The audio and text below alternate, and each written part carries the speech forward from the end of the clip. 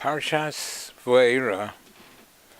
This is a shir adapted from the shiurim of Meiri Rebbe Moron Hagoin Reb Henech Leibowitz Zeichet Tzadik Livrocha.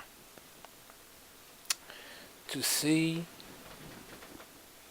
the written version of this shir, please refer to our website yeshivakesertorah.org. The title of this shir is Man Has the Ability to Rise Above All His Tzoros and Tests and Have Faith in Hashem. It says in the Torah various Lashonos of Geula that Hashem will bring to Klal Yisrael. V'hoitzesi, v'hitzalti, v'lokachti, v'datem, v'hevesi. These seem to be redundant, repetitious. That's the simple. The Sipurna expounds upon all these names of Geula and tells us that there were different phases of the Geula from Mitzrayim. The Torah tells us, V'hoitzesi, I will take you out from under the burdens of the Egyptians. As soon as the plagues begin, the makos, the bondage will subside. The Sipurna learns a different phase of the Geula that each one represents. The first phase will be V'hoitzesi, I will take you out from under the burdens of the Egyptians. As soon as the plagues begin, Dam Tzvadeya, the bondage will subside. The second phase of Geula will be V'hitzalti, I will save you. This will occur, the Sipurna says, when they cross the border of Egypt. The third phase will be V'ga'alti, I will redeem you. This will occur when the Egyptians drown in the Red Sea. For after the demise of their oppressors, Klal Yisrael will no longer be runaway slaves. So when the Egyptians drown in the Red Sea, they will no longer be runaway slaves. It's another phase of Geula, of the oncoming Geula. The fourth phase will be V'lokachti, I will take you to me for a people. When the Torah shall be given at Har Sinai, Israel will be taken for a people. The Sipurna continues to expound and to explain that the Rebbeinu Shalom said, I want you now, while you're in Egypt, in slavery, in bondage, to have faith and trust in Hashem that the above-mentioned oncoming redemption will truly occur. Hashem wants, while they are in bondage, in torture, and in living a life of affliction, to have faith that the redemption, as we just mentioned before, the different phases of redemption will occur.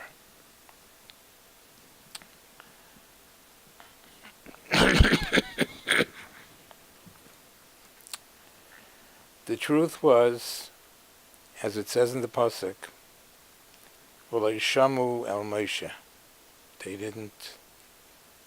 They did not have faith that they did not have faith that the Geula will come. V'lo el Moshe mikoitzer ruach u'me'avoda kosha.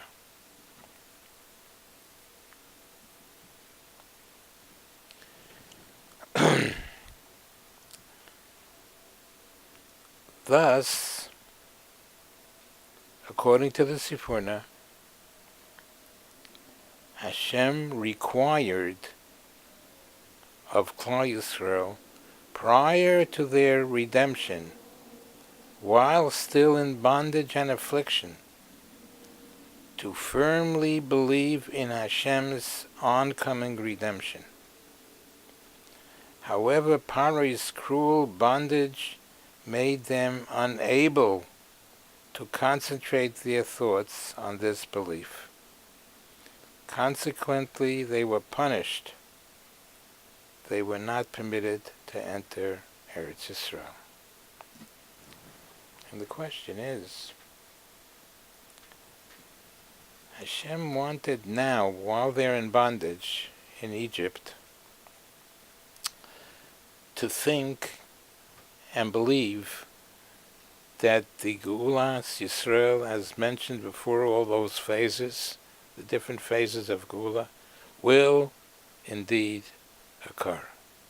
Now, while they were in bondage. And the question is,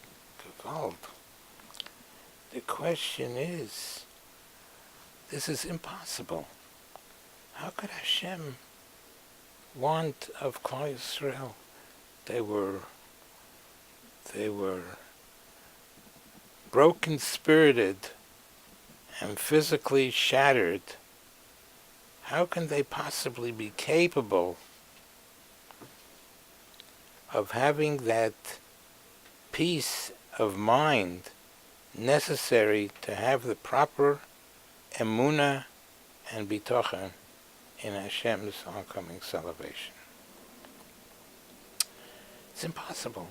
How could Hashem demand of Klal Yisrael something that's not possible? That doesn't seem to be possible.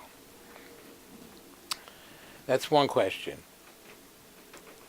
The second question is, the Mesilas Yesharim, chapter 2, tells us that Paro was not merely a simple Rasha, but rather a person with profound understanding of the psychology of human nature. He utilized the same strategy as the Yetzer Hara himself. Just as the Yetzer Hara mounts unrelenting pressure against the hearts of men to keep them preoccupied with the trivialities of life, so did Paro do. The Yetzer Hara does not allow us a free moment to focus on the value of spiritual growth. This, in reality, was Paro's strategy, pressuring Klal Yisrael relentlessly. He intensified their work so as not to give them a chance to think. If this was the case, how could an oppressed and afflicted Klal Yisrael exploited and controlled by a master manipulator, the wicked Parai, who would not leave them even a moment to think. How could it be possible? How could it be possibly required to achieve the impossible? How could they think and believe in the oncoming redemption of Hashem during the time of their bondage? Apparently, it seems that if Hashem gave Klal Yisrael this nisoyon, this test, then they were capable of overcoming this test. While in bondage, they were capable of overcoming this test. They were capable, being tortured and afflicted, they were capable of having that peace, peace of mind, to be able to concentrate on the oncoming Geula. If Hashem gave Klal Yisrael this nisoyon, this test, Hashem will not give them a test that's impossible for them to achieve. If Hashem gave them this test, then they were capable. We see from here a powerful insight into the capacity and greatness of the human being.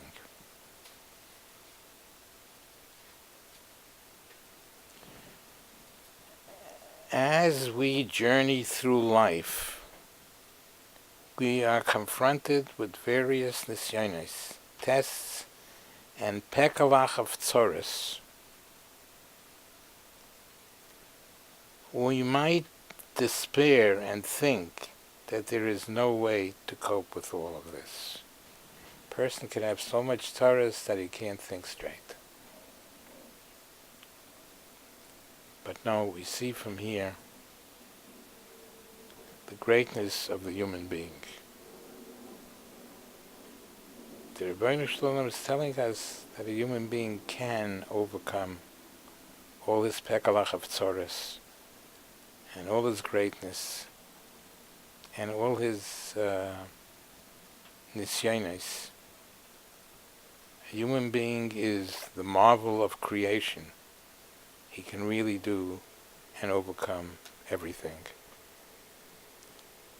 The Eibishter should help us,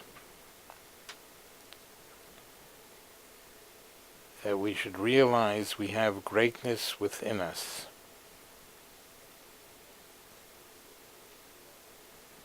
And we can rise above all the tests that we have, and all the tzaras that we have, and think straight, and serve Hashem properly. We should be zeicher to implement and strengthen our faith and trust in Hashem in all and every situation. We should be zeicher to this. Amen v'amen.